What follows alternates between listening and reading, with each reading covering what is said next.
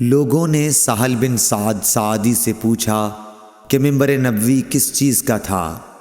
آپ نے فرمایا کہ اب دنیا اسلام میں اس کے متعلق مجھ سے زیادہ جاننے والا کوئی باقی نہیں رہا۔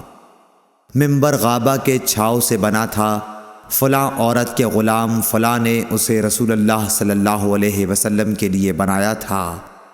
جب وہ تیار کر کے مسجد میں رکھا گیا تو رسول اللہ صلی اللہ علیہ وسلم اس پر کھڑے ہوئے اور آپ نے قبلے کی طرف اپنا منہ کیا اور تکبیر کہی اور لوگ آپ کے پیچھے کھڑے ہو گئے۔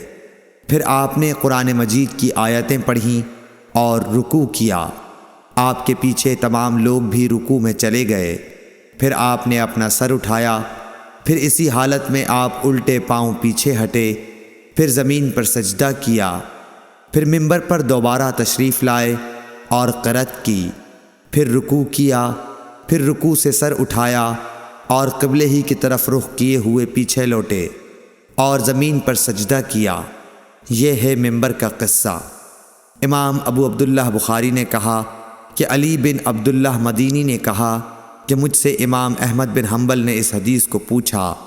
علی نے کہا کہ میرا مقصد یہ ہے کہ نبی کریم صلی اللہ علیہ وسلم نماز میں لوگوں سے اونچے مقام پر کھڑے ہوئے تھے، اس لیے اس میں کوئی حرج نہ ہونا چاہیے کہ امام مقتدیوں سے اونچی جگہ پر کھڑا ہو۔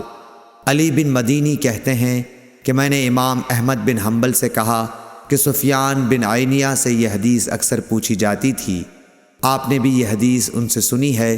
تو انہوں نے جواب دیا کہ نہیں۔